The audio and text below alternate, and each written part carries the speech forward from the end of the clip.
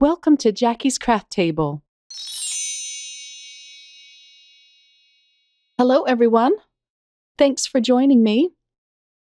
I have some fabulous new products from Arteza that I'm going to be reviewing and crafting with in this video.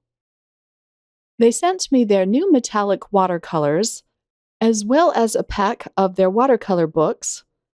There are 2 in this pack. Let's open this up and take a look at these. The paper inside is 110-pound cold press paper. I've used their paper before, and it is really a nice quality paper. But I've never had watercolor paper in a beautiful bound book like this. It's going to be fun to use. There's something magic about a blank book. You can fill it with whatever you want. One side of the paper has a texture to it, and the other side is smooth. And you can use either side. It also has a beautiful ribbon bookmark. And I neglected to show this, but it does have a plastic pocket at the back of this book. Now let's open up these watercolors. I love watercolors of any sort, but metallic watercolors are really special because they will work on your lighter colors of watercolor paper and cardstock, as well as your darker papers. You also get a good-sized aqua brush. These are really handy and fun to use. You untwist it and then you fill up the barrel with water and you can take it on the go. But I like to use them even just at my desk. They include 2 swatch sheets inside. You get one on black paper as well as the white paper.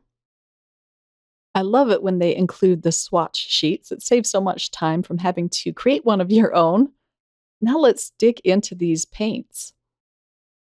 What I like to do is to pull off the wrapper, but save the bit that has the color of the pan. So I pull out my scissors and I just snip around the name of the paint. And this is still sticky, so you can just stick it back on the bottom. It does have a plastic coating, so if this pan gets water underneath it, it'll be just fine. This was a fun little job to do.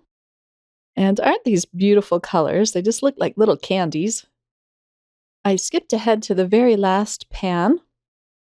The wrappers all came off very easily. I'll just stick that on the bottom. And then let me show you a close-up of all of these beautiful colors.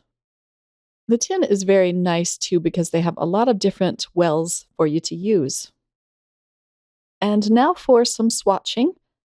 I taped down my charts with a little bit of purple tape onto my mat. And I'm just dropping a little drop of water from the aqua brush into each pan, just so it can start activating. And it doesn't take very long to activate these colors at all, which is really nice. I'll swatch it out on the white paper first. This first one is called Diamond White, so it doesn't really show up, but just look how it shows up on the black paper.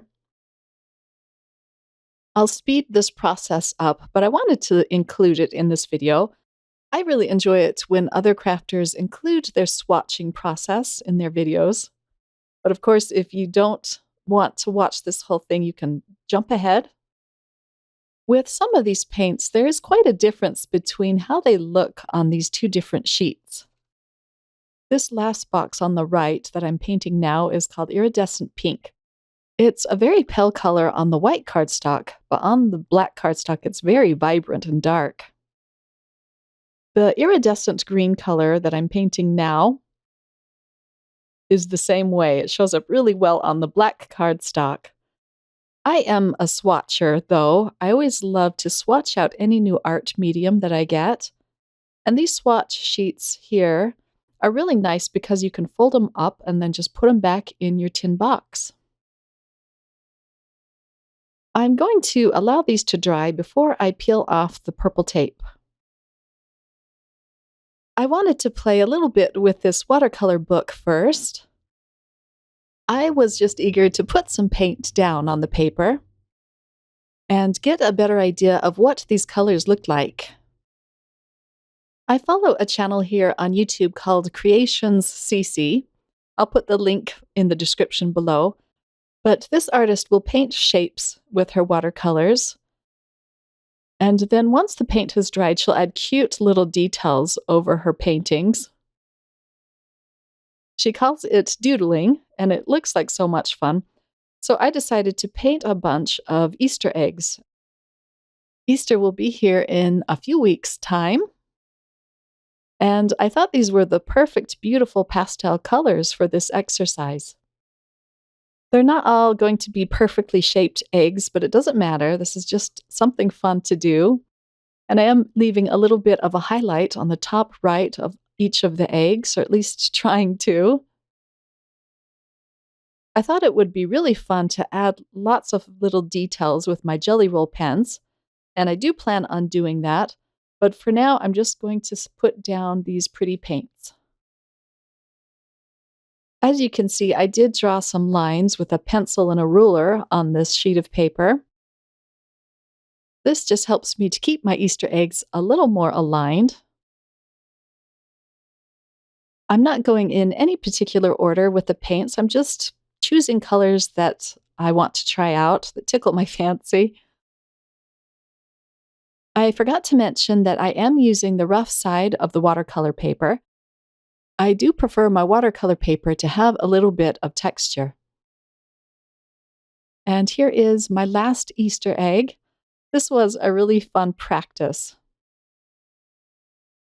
Next, I'm going to create a card using some black watercolor paper so that I can show you what it looks like on the black paper. But here are my swatch sheets, all dry. I'm trying to get them to catch the light so you can see how beautiful they are.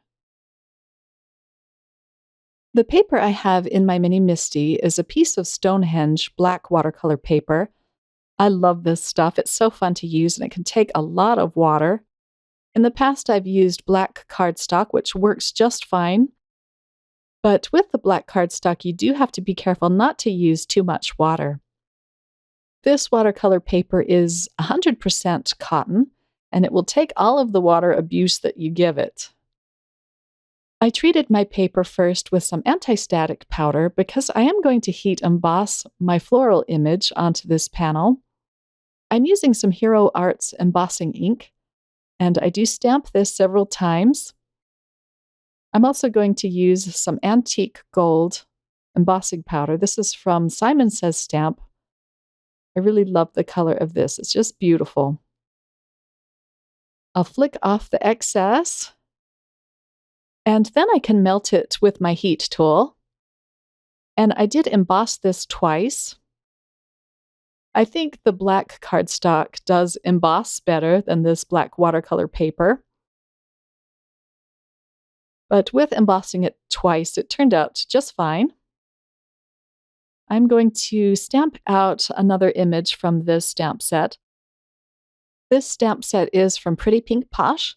It was included in one of their card kits, and that card kit is still available. I will link to that in the description below. I didn't get a chance to play with this stamp set or the contents of the card kit, so this is my first time using it, and it's so beautiful. I just wanted to use it on one of my cards. I'm going to heat emboss the sentiment that says "Thinking of You."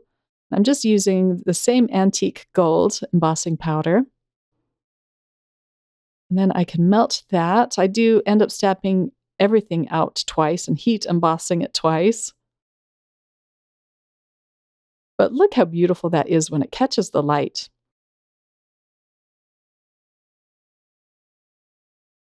And now for some fun painting, and I'm going to use the iridescent paints. So I'm using the iridescent pink first. I'm using this pink because it matched really well with the pattern paper that I'm going to be using. The pattern paper is from this kit as well. You can buy it separately. However, if you want the stamp set, you do have to buy the card kit. So I'm just painting one petal at a time. I'm sure I could just paint the whole thing and not worry about staying within the lines. But that's just how I like to do things. But look at that gorgeous color. And I'm just using that one color on this flower. I was having so much fun with this color, I didn't even think to try other colors on the petals. These paints are just mesmerizing. If you've never tried this technique, I highly recommend that you give it a try. It's so much fun. Just look at that shine. I'm using the color called lettuce green on these leaves around the rose. This set contains a lot of pretty greens. The aqua brush is really nice because it has a very fine tip on the edge, and you can easily get into these small places. I'm going to take a break from this lettuce green for a sec, and I'm going to color in the foliage up above my sentiment. And again, this looks like it should be white, but when you put it on the black cardstock, it just turns a vivid green. Look how beautiful that is. And I'm going to color all of those leaves in with this iridescent green. The raised lines of the embossing really helps to contain your paints, and you can go pretty fast. I think it takes more time to emboss these cards than it is to paint them. But you do get some very stunning results. I'll finish coloring in my last leaf, and then I'm going to hold this up for you to get a better look at this. Isn't that just pretty?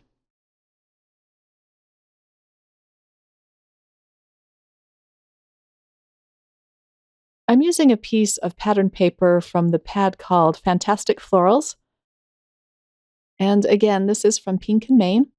I'm choosing this particular piece of pattern paper because it matches really well with my painting. And I like the black accents in this. So I'm just going to use a little bit of this paper. I lined up the angle so it matches the angle of my sentiment. And then I'm going to trim off the excess. I just want a little bit of decoration at the bottom of this card. And then I'm going to use another little piece on the right side. And this will be at a different angle. But it gives you a really fun look. And now I can just trim off the excess there.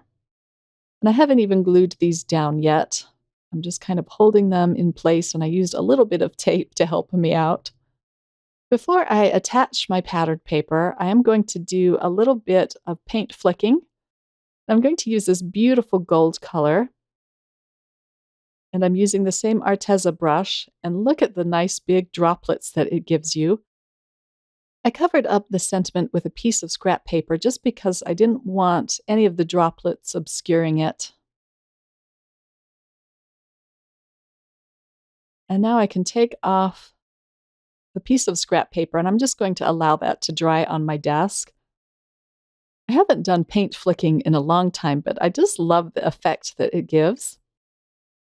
Now that it's dry, I can adhere this panel onto a white card base. My card base is made from Nina Solar White 110-pound cardstock.